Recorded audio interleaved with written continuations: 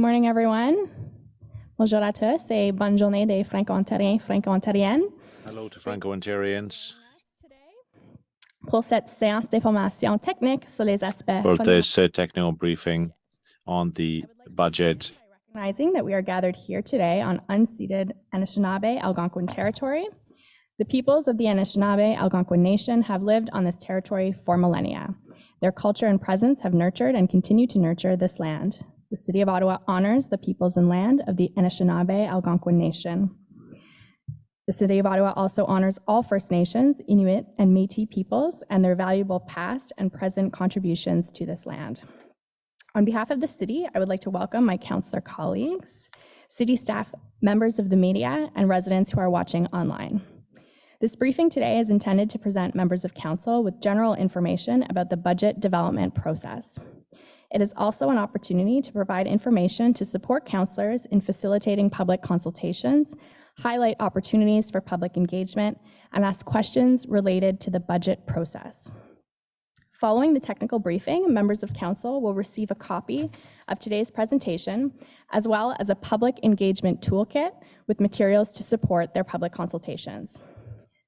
Staff speaking today are Wendy Stephenson, City Manager, Cyril Rogers, Interim General Manager and Chief Financial Officer, Finance and Corporate Services Department, and Suzanne Schnaub, Financial Service Manager, Finance and Corporate Services Department. We also have Joseph Mahoney, Deputy City Treasurer, Revenue, Finance and Corporate Services Department, here and available to answer questions. After the briefing, I will open the floor for questions from council in ward order. As we would like to give the opportunity for everyone to ask their questions in the allotted time frame, we ask each councillor to ask one question with one follow-up. Should you require further information or have additional questions, staff would be happy to follow up with you after the briefing. Media Relations will bring the microphone to you when it's your turn for questions. When members of council have asked all of their questions, we will take a short recess before resuming with the media availability. I will now invite Wendy Stephenson, City Manager, to the podium to deliver opening remarks.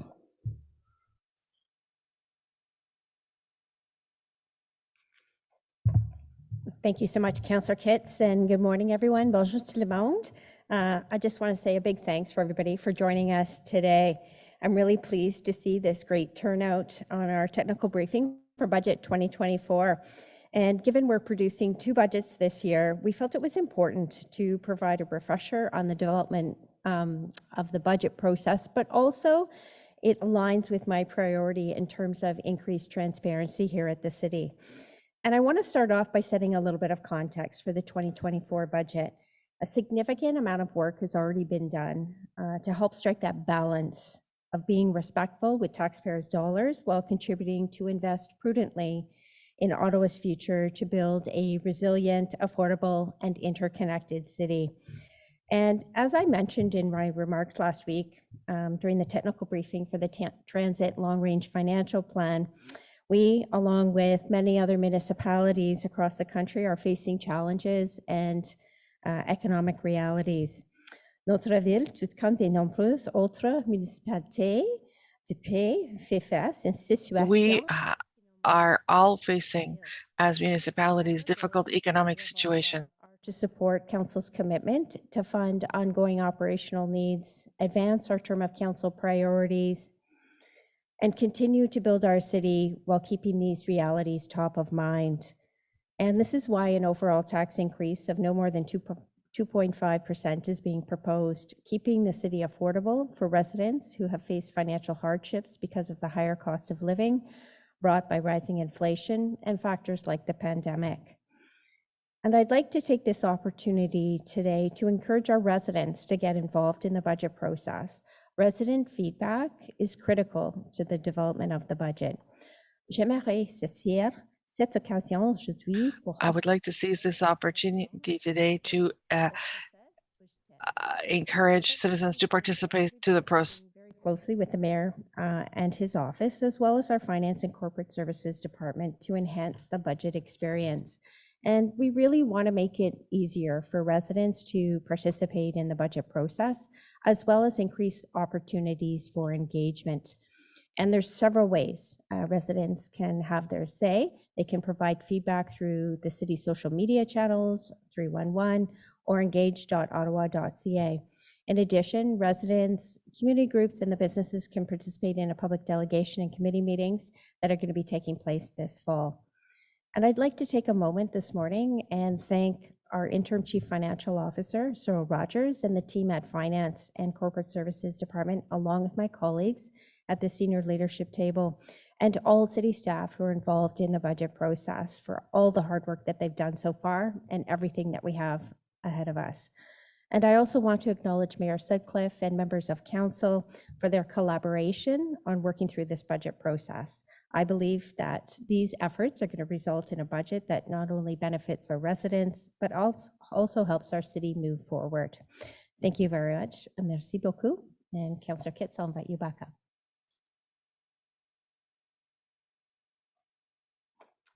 Thank you, Wendy. I will now hand it over to Cyril Rogers and Suzanne Schnaub, who will take us through the presentation. You can go to the next slide. Good morning. Thank you, Councillor Kitts, Wendy, and everyone joining and attending today's Budget 101 technical briefing. As mentioned, I'm Cyril Rogers, Interim Chief Finance Officer, Treasurer, and General Manager of Finance and Corporate Services at the City. Today, I'm joined by my colleague Suzanne Schnaub, to my next to me as Manager of Financial Services, who will be joining me in the presentation, and Joseph Mahoney, Deputy City Treasurer, Revenue Services, who was here to support in the Q&A component of the presentation. I would also like to remind you and note that the presentation will be shared following this session. Next slide, please.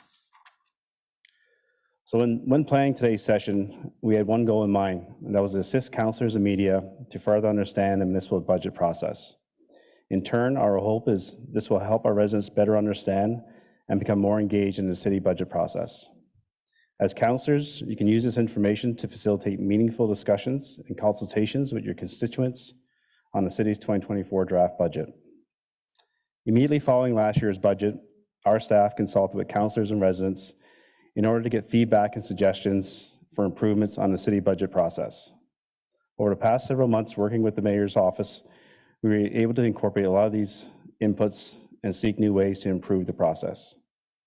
Increasing overall engagement and interest in the city's budget process, make the budget more easier and to assess, access, and use, provide information to residents that they most care about, and make the budget information easier to understand and increase the overall budget literacy and usability. Next slide. Section 1 of the presentation will cover the requirement for the city to have a balanced budget under the Municipal Act and what that means, the difference between operating and capital budget, the city's various budget and tax levies, user fees and charges, and then what funding sources are for the operating and capital budgets. Next slide, please. Every year, the City of Ottawa produces a municipal budget. It's one of the most important documents that the city produces on an annual basis. It's the blueprint and defines how resources are collected and allocated. The budget is made out of two main components, the operating budget and the capital budget. As per the Ontario Municipal Act, municipalities are required to produce a balanced budget. And what that means is expenditures must equal revenues, or simply put, money in equals money out when we build the budget process. To balance the budget, the city has either increased its revenues using property taxes and fees, or through managing expenses through efficiencies and continuous improvements to continue focusing on providing services and value for money. Next slide. Operating budget. What is an operating budget? The operating budget covers the ongoing day-to-day expenses that the municipality incurs to provide programs and services to residents. Examples are salaries of staff, emergency services such as fire, paramedics, bylaw, recreational programs, facilities maintenance, winter operations, and utilities, just to list a few examples. If you were to compare this to your personal budget, this is equivalent to buying groceries, buying clothes, paying your hydro bill, water bill, or paying for insurance, as an easy, simple comparison to the municipal budget. Next slide. The capital budget plans for the acquisition and replacement of tangible capital assets, which are defined as significant expenditures to provide municipal services which benefit beyond 1 year. The capital budget excludes the operating costs to support the capital investments. Capital budget is developed through several council-approved documents: the official plan, transportation master plan, infrastructure master plan, development charge background study, and various long-range financial plans. It covers long-term investments such as road paving and resurfacing, sidewalks, new investments in facilities, investments in enhancing facilities, bridges, parks infrastructure, water and wastewater infrastructure, traffic control devices, and PXOs, just to list a few examples. When you compare the capital budget to your personal budget, this is equivalent to buying a new car, replacing your furnace, adding a renovation to your house, or replacing your roof, as an example. Next slide. The operating budget funding sources include annual property taxes, which I'll speak to later, the citywide levy, the transit levy, and the Ottawa Police levy, user fees and charges, so your water utility fees such as water rates and water bills, assessment growth related revenue, provincial and federal funding, payments in lieu of taxes on federal government facilities, and investment income, as a list of some of the examples. Next slide. From a capital budget perspective, the funding sources also include annual property taxes, development charges, federal and provincial funding, and debt. It's important to note that in Ontario, municipalities are allowed to issue long-term debt as investment strategy for funding long-term capital. This is equivalent to a mortgage, the same as a mortgage from a personal perspective. The Municipal Act states that municipalities are allowed to have 25% of their total owned service revenue to fund debt charges. The City of Ottawa's fiscal framework further limits that to 7.5%. The water utilities are supported infrastructure are funded from the water, wastewater, and stormwater fees. Next slide. The city has four main budget categories. The first three are the tax-supported, citywide tax-supported, the transit, and the police. Each of those three components have their own respective tax levy. And the fourth is the rate, which is funded through the water utility charges. And I'll explain each of these in the next preceding slides. Next slide. The majority of city program services are funded by annual property taxes. These programs and services are referred to as tax-supported services and are funded from the citywide tax levy on the property tax bill. Property taxes is the largest single source of revenue for the city, which represents approximately 46% of the annual revenue. Examples of tax-supported programs include winter operations, winter maintenance, parks and recreation, libraries, public health, paramedics, fire, community social services, and Office of the Auditor General, as a list of some of the examples. It's also important to note that several of these do have different funding agreements with the provincial level. As an example, Ottawa Public Health, 75% funded by the province, 25% by the city. Paramedics, 50-50. There are some services of paramedics that is 100% funded, but overall the main is 50-50. This is also true for community and social services. Next slide. Transit services budget is funded through a separate tax on the property tax bill, the transit levy. The transit levy is its own separate tax stream. The city's fiscal framework recommends transit fares recover 55% and the remaining 45% be recovered from transit fare levy. Transit services also receives federal and provincial funding through provincial and federal gas tax. And the city's transit services falls under the authority of the Transit Commission and includes services provided by OC Transit, Paratransit, and the city's light rail construction. Police services budget is also funded through a separate tax on the property tax bill, the police levy. The police levy is its own separate tax stream, and it funds Ottawa Police's capital and operating budget and falls under the authority of the Ottawa Police Services Board. Next slide. The rate-supported program, your water, wastewater, and stormwater services are funded through a separate user fee charge to residents on a bi-monthly water bill or as a fee on a property tax bill. These programs and services are referred to as the rate-supported services. Examples of the rate-supported programs, your drinking water, delivery of clean water to residents, collection and treatment of wastewater, stormwater management, and water meter installation and life cycle. The budget for the city's rate-supported program falls under the authority of the Environment and Climate Change Committee and is directed by the council-approved long-range financial plan. Next slide. User fees and charges. The Municipal Act allows municipalities to impose fees and charges to recover costs of delivering services in their jurisdiction. Revenues from the fee are used to offset the costs of providing the goods and services. The Municipal Act does prescribe various areas that fees and charges can be imposed. Examples: transit fares, recreational programs, facility and arena rentals, building permits, parking permits, and water utility fees, just to list a few examples. Next slide. The next section will cover and explain assessment growth, budgetary increases, calculating the tax rate, and calculating property taxes. Next slide, please. Assessment growth. When we refer to assessment growth, what we are referring to is the new residential and commercial properties added to the property tax base, which also includes any new major renovation or change in land use. In real simple terms, it's basically any new unit added in a given year that didn't exist at the beginning of the year. So for example, a new home built in 2023 and owner occupied in 2023 is considered assessment growth.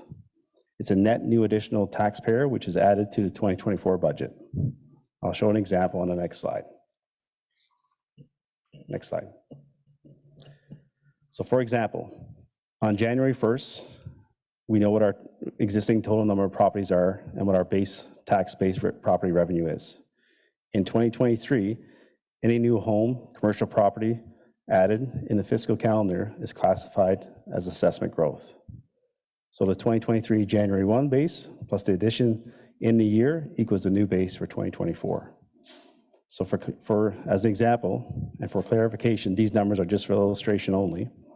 At the beginning of 2023, January 1st, if our base taxation revenue is 106.3 million, and in 2023, 250 new ohms are added to the property roll at 4,000 per ohm, that would generate 1 million incremental taxation revenue in 2023, which is then added to the base for our 2024 budget, resulting in a base budget for 2024 of 107.3 million. Next slide. As another example, when calculating the municipal property tax, the municipal rate times your property assessment value equals the property taxes. So for an average home valued at $415,000 at a 1% property tax, that home would pay $4,150 of property taxes. So in 2023, for property taxes are $4,049, with a 2.5% increase on that $4,049, that would equate to an incremental $101. So your 2024 property taxes would now be $4,150. Next slide, please. So property taxes are collected based on the cost to provide city services. Each property owner pays taxes based on how much their home is worth, which is valued by impact as the assessed value. Homes are typically reassessed every 4 years as per the impact cycle. When homes are reassessed equally, each owner pays the same amount. When homes are reassessed at different values, each owner will pay a different amount proportionally. Next slide. I will now pass it over to Suzanne. Excuse me. So to recap, we covered budget basics, the tax rate and property taxes, and now we will delve into the budget process and how the budget is developed. Next slide, please. Budget process, processus budgétaire. Beginning with the budget process itself, I would like to reiterate that the budget is a year-round process, and we will go over the budget directions, public engagement, and budget tabling and adoption. En commençant par le processus budgétaire lui-même, je tiens à réitérer que le budget est un processus qui s'attend. I want just to say that this is a year-long process. We are going to be looking at the different directions, the public engagement, the council budget tabling, as well as the council budget tabling. Directions. Orientation budgétaire. The budget cycle formally kicks off with the council-approved budget directions. For the 2024 budget, this was approved by council on September 13. The Budget Directions Report identifies the approach and timetable, plus the upper limit tax increases to the citywide, police services, and transit tax levies. In addition, it identifies the guiding principles and fiscal framework to develop the budget that includes, but not limited to, forecasting revenues, determining the rate program increases, and changes to user fees and charges. Le rapport sur les orientations budgétaires rétablit l'approche et le calendrier. This establishes the calendar year as well as the ceiling for the whole city, transportation and police.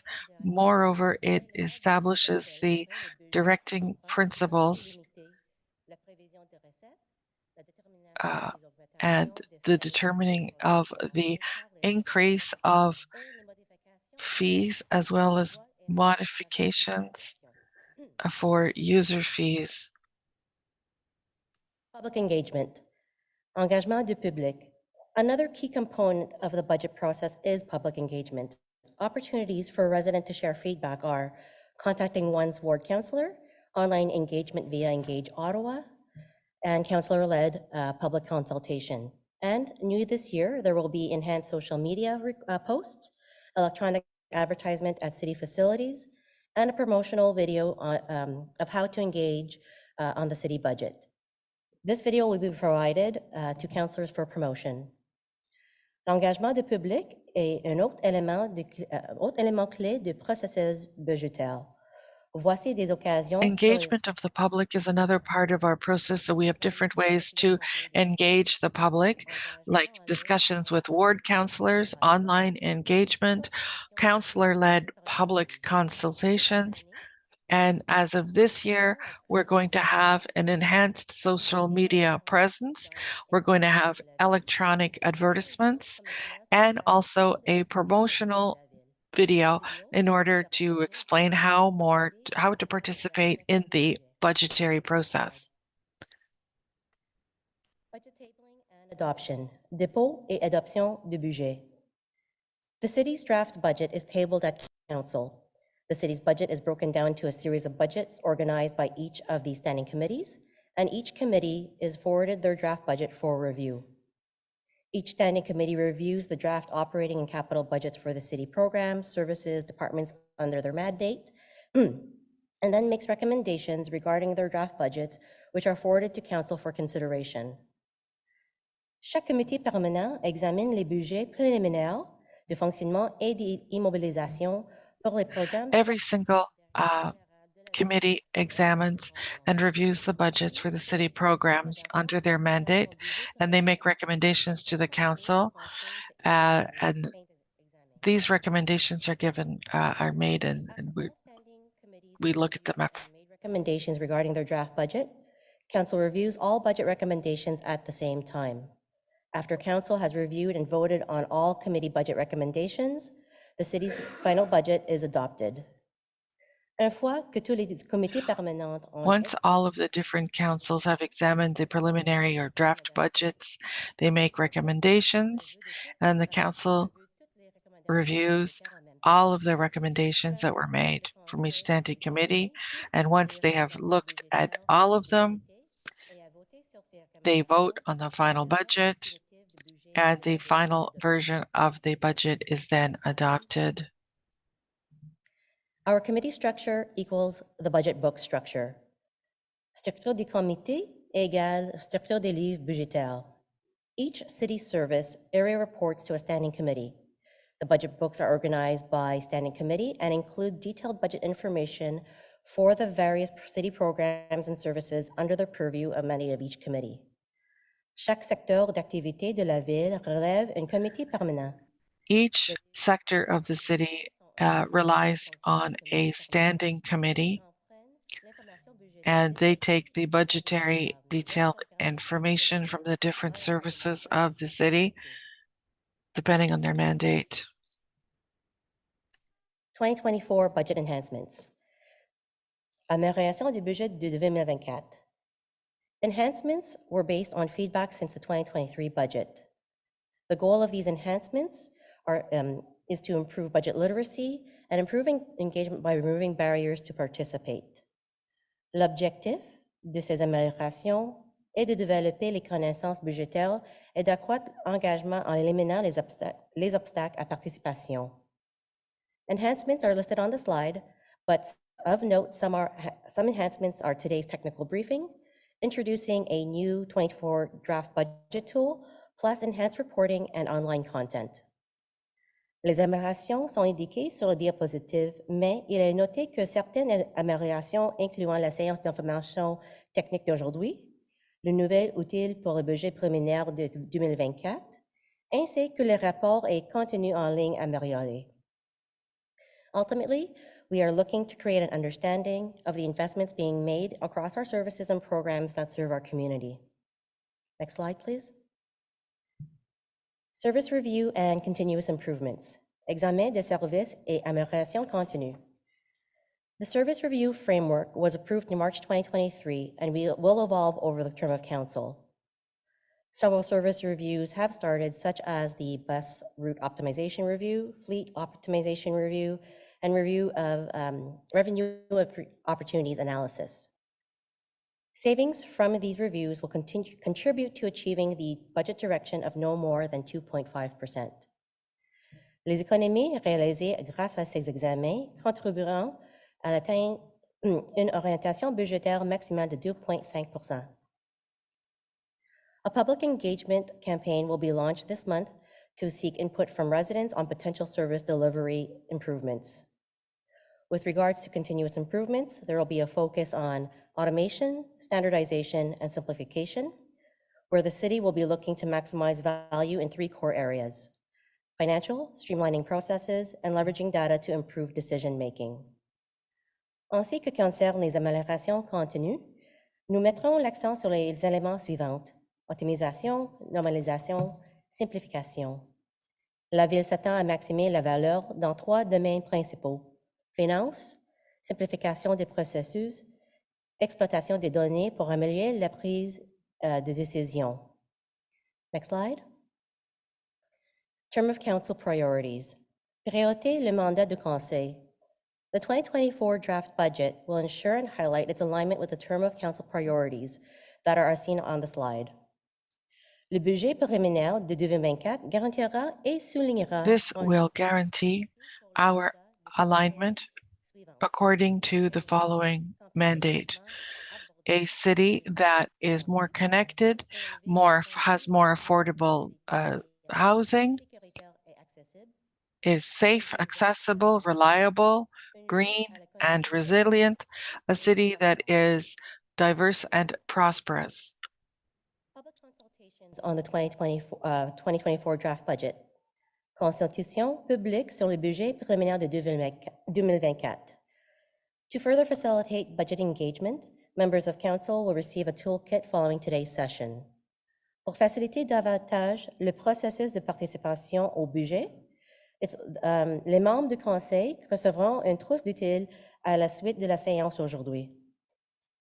IT will host 2 information sessions to facilitate virtual and hybrid meetings and can provide on-site support upon request. We encourage members of council to group consultations to cover multiple wards or regions. On encourage les membres du conseil à se regrouper pour tenir leur We would encourage members of council to group the public consultations together. Please provide consultation plans to finance by October 20. Next slide. 2024 budget key timelines. Échéances clés pour le budget de 2024. As seen on the slide, here is a summary of the budget timelines. Comme vous pouvez le voir sur la diapositive, voici une As you can see on the slide, here is a summary of the budgetary timelines. October and November. And we will table the draft budget on November 8th. And budget deliberations at committees and boards will happen after tabling and until budget consideration for adoption scheduled for December 6th. Nous déposerons le budget préliminaire le 8 novembre. We will table the budget on the 8th of November. Budget meetings by standing committees and boards will take place between November 14th and December 5th before the adoption of the budget on December 6th. Thank you for your time.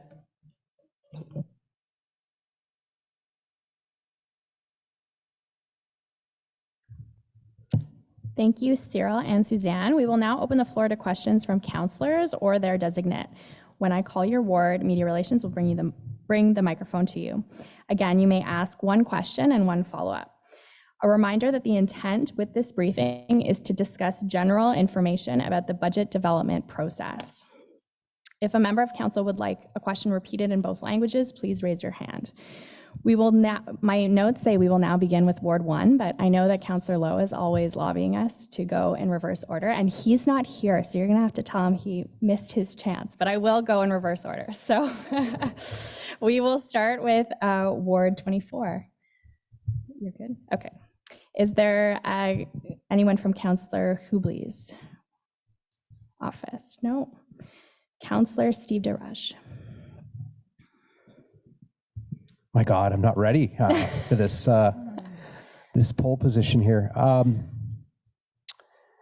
you just remind me the decision we made on hiring paramedics? We had made a pretty firm commitment that in this budget that would be in there. So that should be shoehorned in here, that we're going to have that as an addition to this budget, which will then stack on the 2.5. So I'm just wondering if you can comment on that decision of this council to hire those paramedics and to, I thought, make a commitment that that will be included in this budget. Thanks.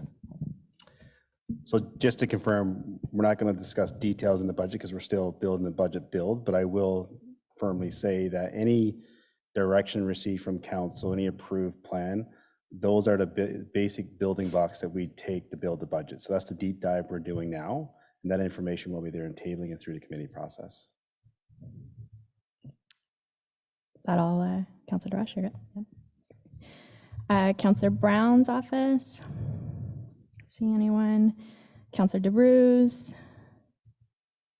Councillor Carr. I'll just mention that going in reverse order today was not, Councillors DeRuse, Brown, and Carr just got off a call. It was also scheduled by Finance. You can go, do you want to go at the end? So can I take my place at the end? Sure. Thank you very much. I've really messed with everyone, I apologize. Keeping things interesting here. Councillor Menard's office. Thank you. Sorry, Sean is upstairs watching, but he's at other meetings to take care of. I do have a question about the, I understand basically like sort of, the tax rate, the mill rate, the fact that a 2.5% increase is actually an increase in revenue, not specifically like 2.5 percentile points going up on someone's tax bill. But you're talking about assessment growth, and we're talking about assessment growth in terms of the additional sort of revenue. In your example, you went from like 106 to 107 million in revenue. A later bulletin point did have something about cost, accounting for cost, but we didn't actually talk about that in this thing. So I was wondering if I could get more clarity on how assessment growth and the cost of that growth is accounted for in the budget and in sort of determining the increase of the tax levy, because we do know that growth doesn't pay for growth. And so how does that create the additional budget pressures? How do we account for that these new home builds may, we may say like it's going to bring in like 400,000 or 4,000, but we also know that it's going to cost 5,000 to actually service. How is that actually accounted for in sort of the tax levy, in the balancing of the budget and the services? I'm sorry, it's a bit of a muddled question, but I'd like more clarity on that, because we kind of skipped over the cost side of growth and assessment growth. Thanks. Okay, so we look at it from as I previously on the fundamental basic slides, expenditures equals revenues. So we know what the new assessment growth will be when we start to build the budget process. That's one component of net new revenue coming in, as well as a 2.5% increase to existing properties. So that's another component of revenue coming in, as well as user fees, other types of revenue. When we look at the cost side, we follow the same exercise in the process. We know from inflationary pressures, we know our compensation is our largest budget component, which those increases are driven by collective agreements. And then we also know that services such as winter operations, recreational programs, fire, they increase at different levels as the city grows. So in 2024, we do have a new fire station coming online in the west. So that is net new expenditures, and that growth will support that. From a winter operations perspective, there's a couple of different dynamics when we look at winter operations. There's new lane kilometers added to the system every year, but there's also a very variability in terms of the weather. So we look at the new lane kilometers required to service, but then we also look at the 3, 5, and 10-year average of winter operations to kind of see what the variability is in the weather component. So again, that assessment growth help goes towards that. We do the same from a recreational programming perspective. But that's where it gets a little more complex, because when you look at maturing neighborhoods and where existing facilities are, as kids move out of the neighborhood, there's less of a drain or less of a draw on that particular service. So it's not always a one-to-one relationship when you look at a programming. So that's kind of a little lower detail. But overall, the assessment growth is one of the revenue things that kind of come in to support the increase on the cost side. But on the cost side, we're also looking at service review as a framework in terms of efficiencies, continuous improvements as well. So those two equations also help bring down the costs or reinvest into additional costs. Thanks. I do appreciate that. I have a bit more of an understanding of this, but just so that I'm clear here, it does sound like when we were talking about assessment growth and we were determining, how much more is coming in, we are not actually concerning ourselves with whether that amount coming in is covering the costs that are going to the new growth. Is that correct?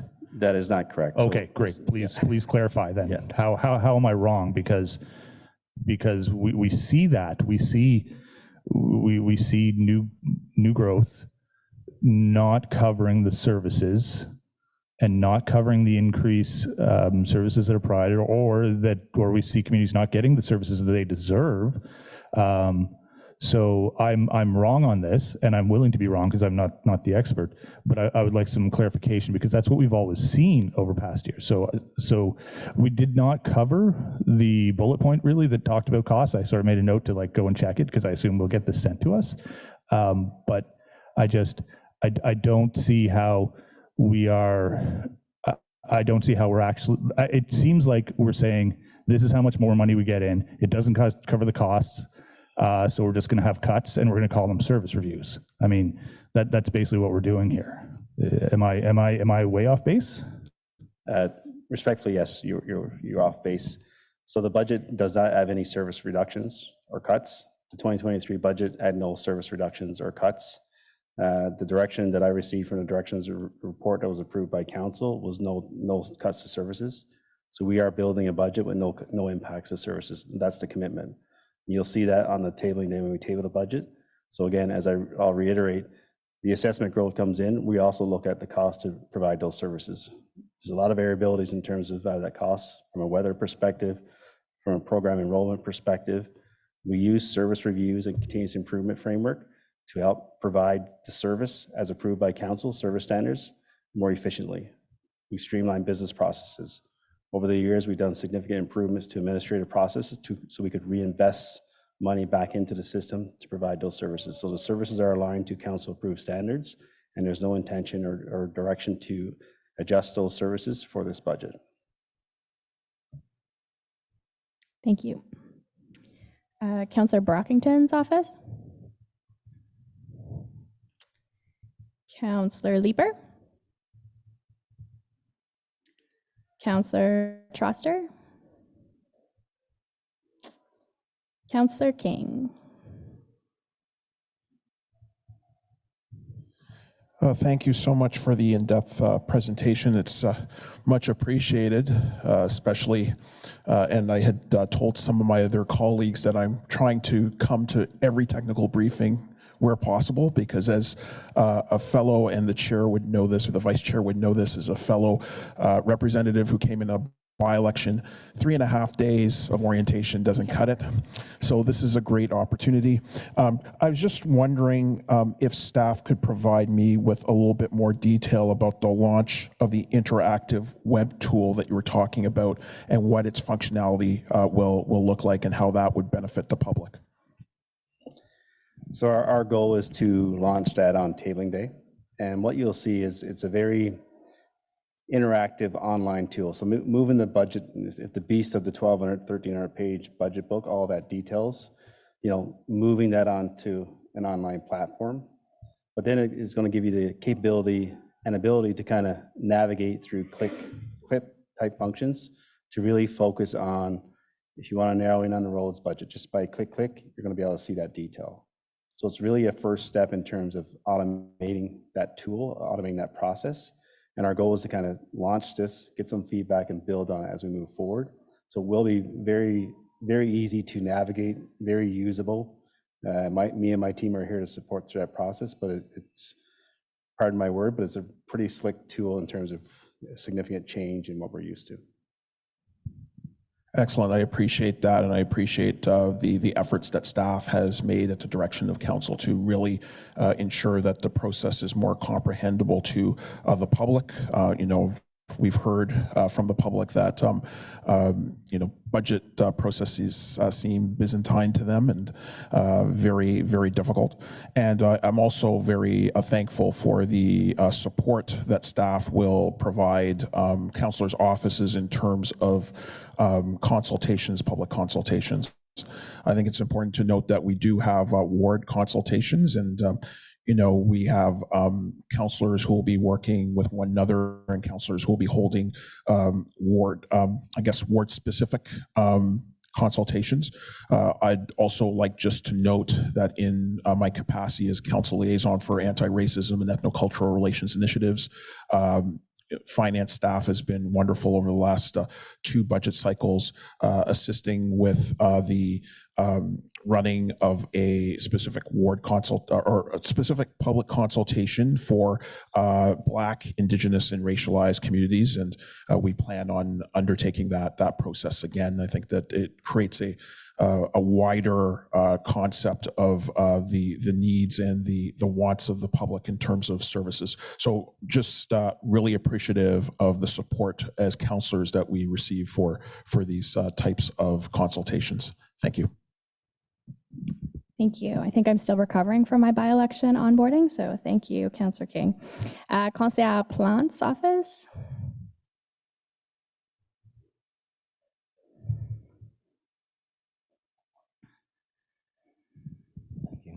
Thank you very much for the presentation. Yes, last year, especially for the new councillors and offices, that was a bit of a whirlwind coming right in. So I'm looking forward to it, the regular routine of budgets.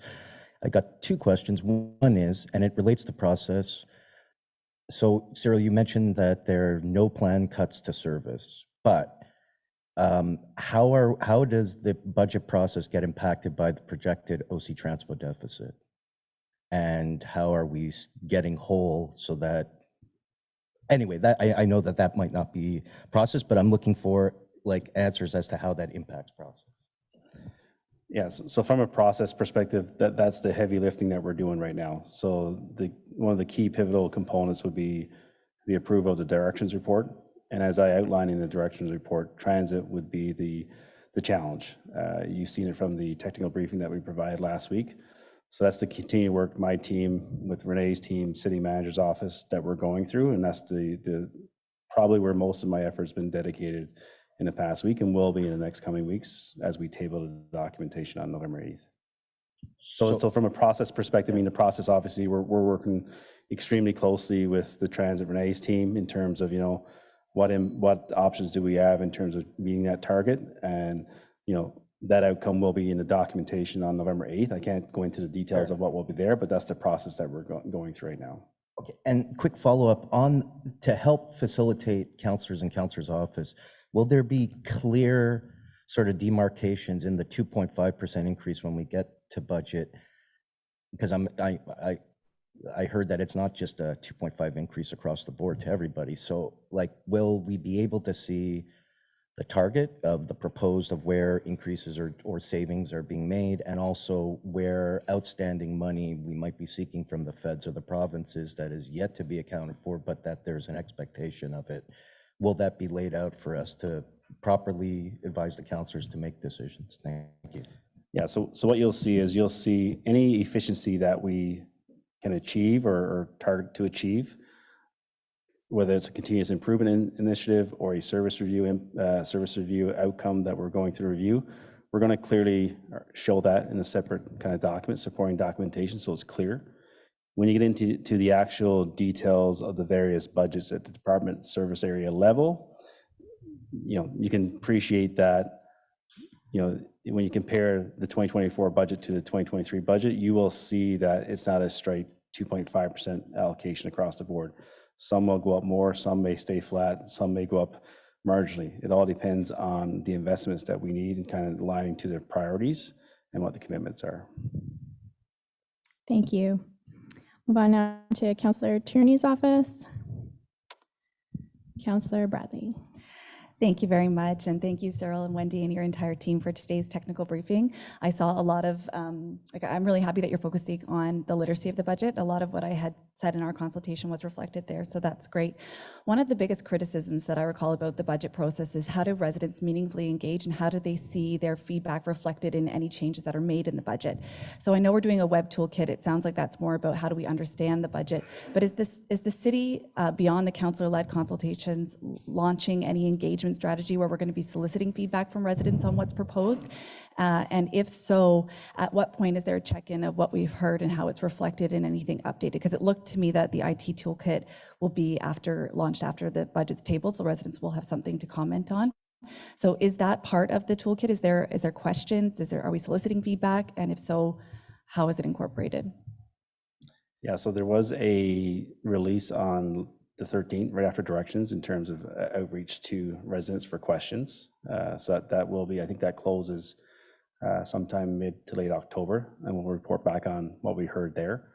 Much like when we finished the 2023 budget process, we did go back out to the residents. I think we got close to about 1,000 response. Some of those responses were captured here in terms of what we heard, in terms of this new web-based tool, using more graphics, consulting earlier through the feedback that I received from each of the councillor meetings. So some of these things are being integrated there. And like I always say, residents can always consult on the budget every day with their respective councillor and in their ward and feed that feedback through. So we're doing as much as we can in terms of outreach and putting the different avenues there. And we're always open for, other ideas or suggestions. I know one councillor started the process where we're meeting this week. She's doing a ward session in terms of just generic ward information for our residents. Myself and a number of city services will be out there just to support the councillor in that initiative. So another great opportunity or example of having the forum or the opportunities there for residents to engage. Yeah, and that's great. And I know that you don't consult on the budget in one day. That's just not how it works.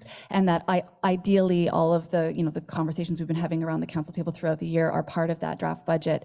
But now that the city is proposing a draft budget, that's when residents can see, is what I wanted actually in there? And if it's not, how do I provide that feedback and how do I see that change? So I think that that's going to be an important component. And I guess I appreciate that there's going to be support on the councillor-led consultations from a technical perspective.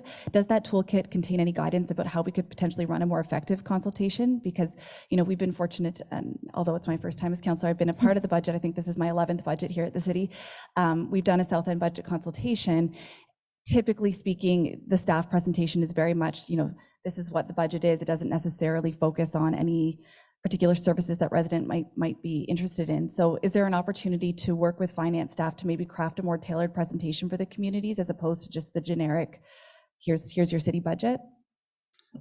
I would say absolutely, but I would say reach out sooner than later. Keep in mind that we're only so big. So if we have to do 24 unique presentations, it becomes a little bit of a strain on my team. But I'm always there to help and support where we can, but just kind of reach out sooner than later and certainly take that into consideration. Thank you. Councillor Devine. Thank you for the presentation. I think because of all the councillors missing, we all now get 19 questions plus follow-up. I'll try to keep it to 8. So before I get to my question, I do want to, so I appreciate what Jonathan raised about the cost of growth. I sent you an email saying, oh, what was that last bullet point? Because there was that bullet point about the cost of services. And I'm not raising this as a question for this budget because I think, there's not the time for that. But I know that at some point, the thing that I am curious about when it comes about the cost of growth is what feels like, because when you do speak to the question, I think you're talking about global budgets. And the issue that I'm always confused about is the perceived imbalance on how we calculate growth depending on where that growth is. If it's growth in an urban ward, the revenues will quite likely exceed the cost of services. If it's growth in an outlying area, the revenues will not likely exceed the cost of services. And I know that one thing that I'm keen on pursuing, if not for this year, but certainly over the term, is the kind of detailed analysis that a lot of cities are doing on hectare by hectare analyses of what is our revenue modeling, where is our cost of services, so that we can get a true appreciation of the cost of growth and where for us as a city, as we think into the long term, how to plan that growth in a way that serves us best. As to my questions focus largely on, I think, the challenge it comes for councillor-supported budget processes, resident-supported budget process, when our process is so crunched. And I fully appreciate putting together 2 budgets in 1 year, good luck, right? But even in listening to this presentation, I heard you say, there was the slide where, and I'll read the quote, savings will contribute to achieving the budget direction of 2.5%. Savings will contribute to. And we talk a lot about household budgets. My household is facing budget issues.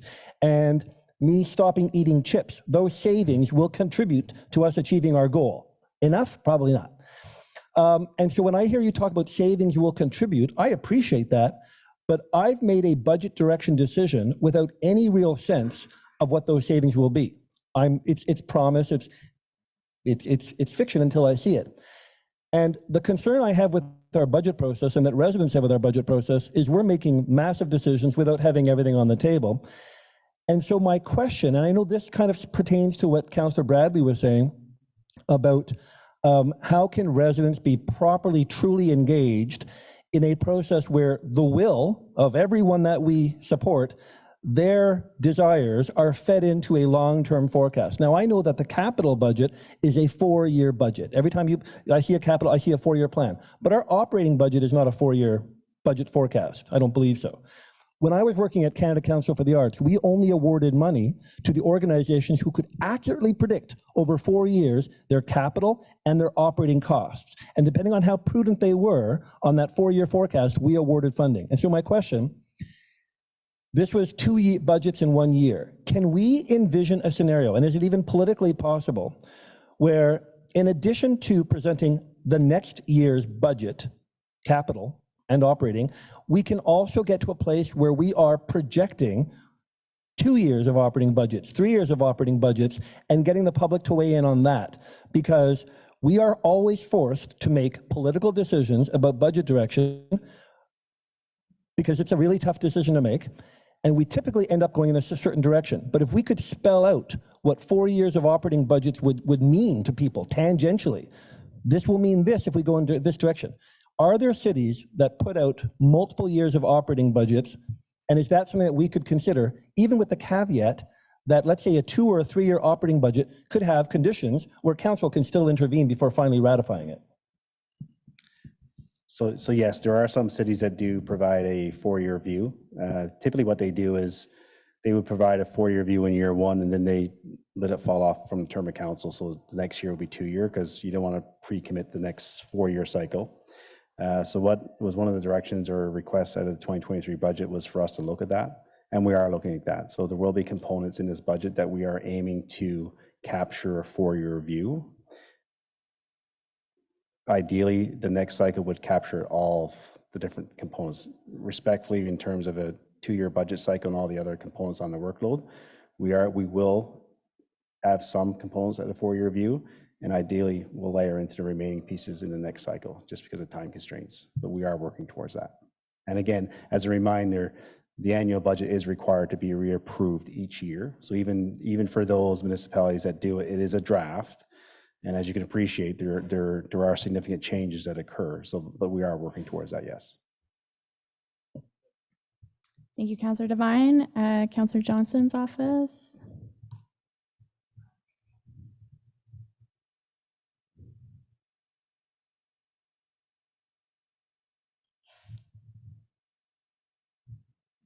Testing there. Oh, perfect. Okay, thank you so much. And thank you, Councillor Bradley, for asking about the public consultation element. I think one thing about the Engage Ottawa that I'd like to understand better is once that closes, each of that department focus would get tabled and brought to each committee member ahead of it being tabled at committee.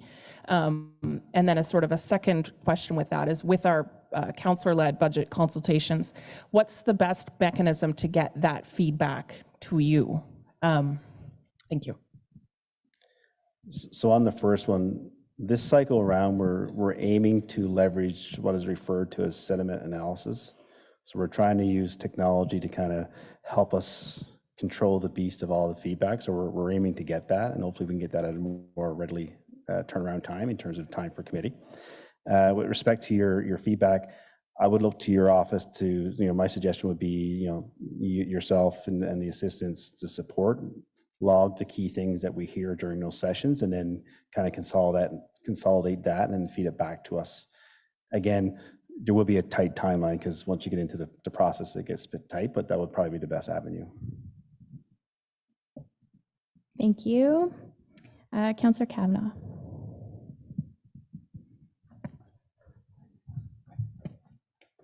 Exercise today. Hi, I actually wasn't here for the presentation. I just came in at the questions. So let me ask questions that were already answered during the presentation. I actually was interested in where Councillor Devine was going in terms of the growth and the two different kinds of growth. And I think it's important for people to see that in terms of the cost to services, et cetera, infrastructure, because infill and intensification is going to be a different kind of growth than sprawl. And I think it's a good time to show people the difference if that can be separated. And I don't know how, but just by address, I guess. But it does make a difference in terms of the cost to us as a city right off the bat. So I don't know if there's any kind of mechanism to show that difference. It would be quite an amount of effort to get there, and I just kind of quickly go to, if you look at our downtown core where our largest presence of commercial property is, and then you look at I default back to winter operations because it's around the corner, but winter operations in the downtown core is significantly more costly than as you migrate out to the urban rural area, just because of the snow removal mechanics of that. So in some cases, it's really challenging to account for every dollar based on the service for the services provided. I've heard it brought up several times, so I'll take it away with my team to see if there's something we can kind of do to kind of flesh that out a little bit in terms of what that would look like. Thank you. And speaking of snow clearing and other weather issues, I am concerned about the growth that will be needed in that. We've been talking for years, and are we not going to get a new winter maintenance budget coming up or report that was due already? So that should be coming up soon. And I just can't imagine it's going to be a 2.5 increase. So how do we deal with that? So I won't speak to the report because I'm not sure where that's at the legislative agenda. It's outside the scope of this call. But again, if you weren't here previously, I did mention that when we do look at winter operations, we also look at our 3, 5, 10-year cycle. We know this year has been extremely challenging from a January through March into April perspective on our winter operations budget. But the previous 3 years, we did have small surpluses. But so again, as we build the winter operations budget, we look at the new kilometers of road that comes onto the network. We look at inflation on our main cost drivers such as salt. We look at our fuel pressures, but we also look at the 3-4 year average and kind of see what makes more sense in terms of seasonality of the variability of the weather. And do we have some allowance for extreme weather in general? Because that's obviously been a biggie. That's where we leverage our tax stabilization reserve. So we do have our tax stabilization reserve where we use that for the unforeseen, the one-time, one-off events to kind of stabilize the pressure on the tax base. Okay, thank you. I won't get into specifics or we'd be here all day, but I appreciate that, and I'll watch the presentation later. Sorry, I had to meet with Stage 2 LRT, which is a whole other thing. Thank you. Thank you, Councillor Kavanaugh. Councillor Gower's office. Councillor Kelly's office. Councillor Curry, thanks for your patience. I know, let's not do this again, okay? Let's always start with one. Okay, so on the process. Do you remember last year we talked a little bit about having the university and colleges specifically going out to them? How do we see that happening? Is that part of the new tool? I think that was in reference to using the university platform areas, kind of buildings to kind of facilitate a couple of awards coming together consultation. So that's really up to each respective counselors if they want to come together, go to a university and add the consultation there. Oh, is that what we said? Okay, Yeah, I thought we were going to do a specific reach out just to get those groups, but maybe an advertisement of the tool, because I think university college kids would rather a tool to use. That might be just if we could make more of an effort to get it to the presidents or something, and they could send it out. Okay, and my follow-up question isn't really related, but you know what? Some people took a long time for their questions, so I'm adding my second one in because I think it's important. The program and services review, Councillor Carr, myself, and the mayor. The list of all the great ideas that people came with, and not necessarily for this budget cycle, but the next and the next and the next. When do we see that information coming to councillors so that can feed some of their thinking anyways around budget and potentially some of their consultations? That will be part of the budget tabling documentation. So we'll clearly outline the projects that are in flight this year and what we've been able to achieve. And then in that there will clearly outline the planned catalog of what we're going to be doing with direction from that committee. Oh, super. Okay, great. I'll look forward to that. Thank you, Councillor. Councillor Hill's office. Councillor Dudas's office. Councillor Lulof's. Councillor Carr, are you ready? Thank you very much. I appreciate you giving me time to look through the presentation quickly. I just have a couple quick questions. One is, I noted that the water bill, you touched on that as a separate source of revenue. One question that I often get from my residents is on that water bill funding model, which I understand hasn't been revisited since 2016. I know we've had some discussions about this, and that is, outside the property taxes, but are we looking at revisiting that at all? Specifically, questions that I get are the lack of equity in the tiers, those sort of questions. I know it's my understanding that, we need to put an emphasis on the fact that you're not just paying for the amount of water, you're paying for the service of, not sanitizing, but of providing the water. But if you could speak to that, it's a common question I get. Yeah, so we I think it was 2016, 2017 when the existing, that was a shift at that point into that current model. And we're coming back, I believe in November, Joseph, I believe in terms of the framework for that review, and that review will be done in 2024. So we're going to come to committee with the framework, the approach that we're going to take in terms of the next evolution of that structure. And then the work will be done in 2024 and back to committee in terms of what that looks like at that point. Okay, thank you very much. A second question. I'm not a member, obviously, of the Finance and Corporate Services Committee, but I was just wondering, we put a lot of focus on establishing the budget every year and presenting it. Do we provide through that committee like a sort of fiscal or economic update on the status of the budget, like at a midway point through the year at all to councillors? Or we primarily seem to be focused on this as an annual activity? So the budget itself is very annual in terms of building the budget for various reasons, but we do provide several updates throughout the year. So we provide our Q1 status report update in April. We provide a Q2 status update in June with a forecast, in September, just a few weeks back. Then we go into our tabling of our budget typically as a Q3 forecast type update. If there is anything of significance would occur or that we would be brought to our attention, I would have a special update to FinCorp if needed and required. So we do report back regularly through Finance and Corporate Services with updates. Okay, excellent. But it's not a prescribed portion to go back and report on a like half-year basis, correct? Well, so just you give the updates at Q1, Q2, mostly on track, this sort of thing, but there's no sort of cycle where we go back and we look at reallocations between departments and that sort of stuff. That's not provided to councillors? So when you look at reallocate, so basically the Q1 to Q2 reports provides an update in terms of how our actuals are tracking to the budget on all areas of the budget. Q2, we provide a forecast in terms of outlook, and we outline all the mitigations in play.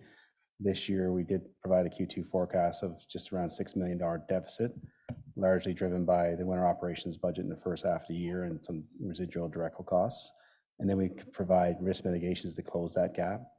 When it comes to reallocation of budgets, we do that as needed if there's any org restructuring, but again, that's within each respective department portfolio, so it doesn't really, that would be captured in the global updates from a Q1, Q2 perspective. Yeah, excellent. Okay, so I was just making sure that it's sort of those reallocations are just done within each portfolio. And those are rare. Like we report back through each of those respective reports in terms of delegation of authority, what we call budget adjustments where needed. So a more common one would be a lot of our funding agreements with the provincial, specifically the provincial government. In year, we get these one-off announcements where there could be one-time investments for social service programs. We get incremental revenue. As per the delegation of authority bylaw, we are allowed to, obviously, we increase our revenue budget by that. Those are always generally followed by the same expenditure. So if Clara's shop gets more funding for long-term care as a one-time, we add that revenue, but then she's got to go out and staff to provide the support for that initiative. So we add the revenue, we add the expense, just net zero impact, and we report that back through those reports. Okay, excellent, thank you. And then my last comment is only really a comment. I don't know if I missed this briefing when I was elected or there was just so many, but I recently Councillor Kavanaugh and Councillor Devine were talking about infrastructure costs and sort of ward to ward and development, that sort of thing. A lot of what I hear from my ward is very aging, it's old, sidewalks, community centers, everything. And I always have residents come to me with brilliant ideas, such as, calculating the amount of development charges that can be used in our ward. And scheduled my own briefing with the team and got a much better understanding of development charges specifically, that they're just to pay for growth. So in areas like mine, they don't get reinvested in the aging infrastructure. And just to mention, I don't know if I missed the briefing for development charges, but I found that really useful for myself. Just to mention, it helped me understand a lot better why that's not the case, that they don't go in my ward, and why the funding for those infrastructure renewal comes out of completely different buckets. Anyway, but thank you for your presentation today. Thank you, Councillor Carr. That was 4 questions, but I let it slide because I've been picking on you. I'm kidding. Thank you, colleagues, for your excellent questions, and thank you to staff for this opportunity. So, colleagues, you are now free to depart as we proceed with the setup of the media availability. Prenons maintenant une pause de 15 minutes. À notre retour, nous reprendrons aux questions des médias. We will take a 5-minute break and we will return for questions from the media. Thanks, everyone.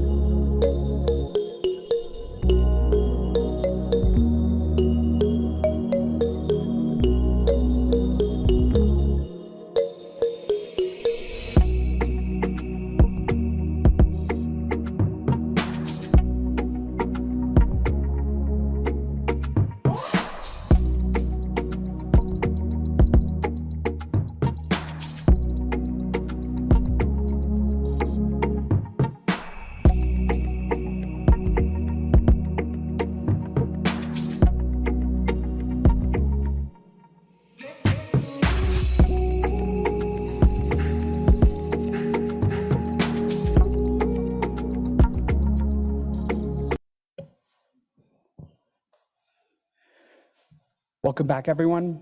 My name is Sébastien Tremblay, and I will be your moderator today.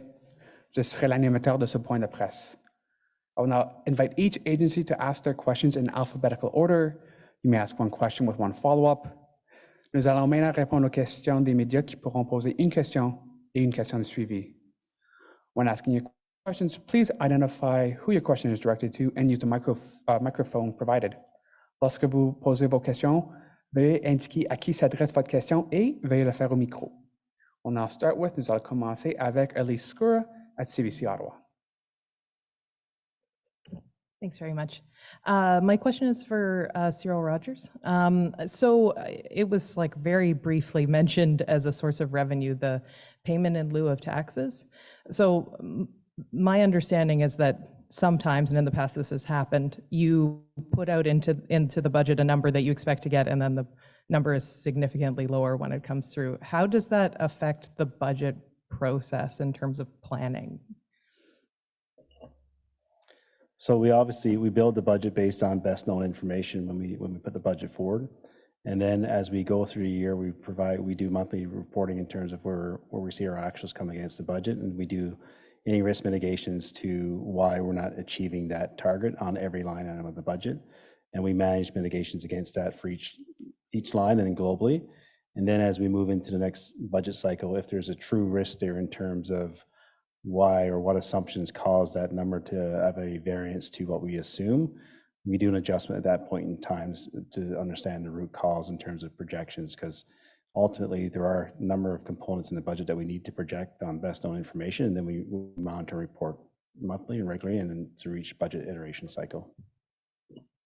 And I know you can't kind of discuss what's actually in the budget, but in terms of that component, because I think it's something people don't really understand, this PILT, like how important is that for budget revenues for the city? It's extremely important. So the PILT, the payment in lieu of taxes, is basically effectively, we don't send a property tax bill to the Fed corporations. I'm keeping it very simple, but they do pay a tax bill, if you will. I think our current budget is around 164, 165 million or so. So it's extremely important. So any risk to that budget does have a significant impact to us because it's a large component of our overall budget. Thank you very much. Thank you. We'll now go to Arthur White-Crummy at CBC Radio. Thank you. Also, I would presume Mr. Rogers, and I'll also get French as well, probably from Suzanne, I believe. I'm curious to know just about some of the new transparency tools that you discussed. Just can you talk about, just sort of expand on them, talk about how it's different from what you've done in previous years and why you thought it was important to bring that to residents? I'll start off with, you often hear me talk about that 12, 1,300 page document, which is pretty detailed. And given the complexities of a municipal organization our size and the variety of services that we do on a daily basis, we go right down to like the service area. And when I say that, I use roads as an example. Within roads, there's tens and tens, maybe hundreds of different activities, from potholes to winter operations to sweeping to guardrails to ditching. It would be very administrative to go down to that level of detail, and it wouldn't be value added. So what we heard from the feedback through the 2023 cycle was some more meaningful information. So we do have a new report, magazine type report coming as part of the tabling package, where we're going to extract some of those key things that our residents want to see more about. And that will be like winter operations, like potholes, like traffic calming. So, and not only are we going to put words on the page, we're actually going to use metrics and make it more understandable and palatable. I always default back to winter operations because, it's a very complex organization. We live in one of the largest geographical municipalities in the world, to be frank. Very diverse, from an urban to a core to a suburban to a rural. It could be a storm in the west end, but it could be sunny in the east end. So really appreciating that demographic visual in terms of the magnitude of lane kilometers, the number of equipment that we deploy on a winter operations storm is very tangible for a resident to kind of touch and feel. So we're trying to leverage that type of lens to make it more understanding, as opposed to, your traditional rows and columns of numbers and tables. So we're really trying to use that visual, parse out what they want to see, in addition to that beast of a detail that we also publish. You can, aura un nouveau style et sera réorganisé pour être présenté dans un format We're plus simple. going to be presenting something in a new and more convivial way. We're going to give information on the budget that is important to the residents in a way that's easy for them to understand. I'll just ask probably Cyril. Can you talk about the role of reserves when this actually comes to council and when councilors are maybe looking to fund this or that program or new grant? If it's an operating program or a service, are they able to take from reserves in order to avoid increasing property taxes? so very fundamentally, the answer would be no. I mean, the reserve is not there to fund ongoing operating base services, if you will. We have a number of reserves. You'll hear me talk about discretionary and non-discretionary. Every reserve is accompanied with a bylaw, so there's a use for that reserve and restricted on that reserve. The tax stabilization reserve is one of the main reserves that we use. So that's there for one-time investments, unforeseen investments, helping to, like I mentioned earlier, we are forecasting a small deficit this year in 2022, largely driven by the significant weather events that we had in January through April. So we don't tax for that kind of, I'll call it a blip, but we use the tax stabilization reserve if needed to ensure there's no deficit at the end of the year. We need to budget for a balanced budget, and when we close at our final budget, we need to have a balanced budget. So if there's a gap, we need to draw on that tax stabilization reserve. We do have a strong reserve policy that was approved in 2017 timeframe, where we kind of leverage in terms of what we should be holding in those accounts in terms of a maximum to a minimum balance as well. So that's what those reserves, that specific reserve is for. I won't go into details on all the other ones, but if you look at some of the other reserves, like the parking reserve is basically funded for parking initiatives as per the municipal parking strategy. That's funded through the on-street, off-street parking permits, parking revenue as an example. So that one's limited to that. When you look at our transit reserves, we can't take from transit to fund another program. We can't take from the rate reserves to fund transit as an example. So every reserve's got a bylaw and restriction, and then we manage within those parameters. Thank you. We'll now go to Blair Crawford at the Ottawa Citizen. Good morning. I think this is for Cyril as well. The simple question first, for the Police Services Board, where you have representation on it, but not a majority representation, do you have any control over their budget when they bring the police levy to you? Is it, can you say no and send them back and have them start again? So just for clarification, I personally do not sit on the board. No, I realize that. Yeah. So the board does have a council representation. Yes, city. yes. So as per the Police Services Act, so the Police Services Act is a provincial act that kind of governs the policing municipalities across the province. As we have our own municipal police service. Some municipalities actually have OPP as their service, in which there's agreements in terms of funding. But from a city of council perspective and a governance perspective, we recommend the levy in a direction. It's the board, they can accept that or not accept that. So then the board would take that and give direction to the service, the police services. The police services would then build that budget based on their board's direction. If the board chooses to come back to council with something different, then that will be at the will of council to debate whether or not they would accept that. Okay. If it's not accepted, there's two options. It goes back to the board, so the board can agree to refine, or it can go to the commission for resolution, if you will. Okay. And the second question, this came out of the technical briefing last week from OC Transpo. They mentioned transit development fees. And I think over the course of our long-term plan, it was like $1 billion shortfall. Can you explain how those are set? Is that part of the budget process? And is it within control of OC Transpo, specifically the transit development fees? So I'll stay out of the weeds a bit because I'll stay on track in terms of the briefing today. So the development charges is governed by the development charges background study, and municipalities are required to update that every 4 to 5 years. So the last one that we updated was in 2019. Mm-hmm. The next background study is coming in 2024. That's the study that dictates what will ultimately be achieved in terms of what collections we can charge to developers going forward. So if that study is put forward, that will be brought forward in April, I believe, in 2024. If the recommendation is there to increase development charges from a transit perspective, then once adopted and approved, that then directs the additional revenue that we could recognize as we build our budget from that point forward. Today, we build the budget based on the 2019 approved development charge background. I see, okay. And is that the same for all development charges, like not? That is correct for all, yes. Okay, good. Yeah. Thanks very much. Thank you.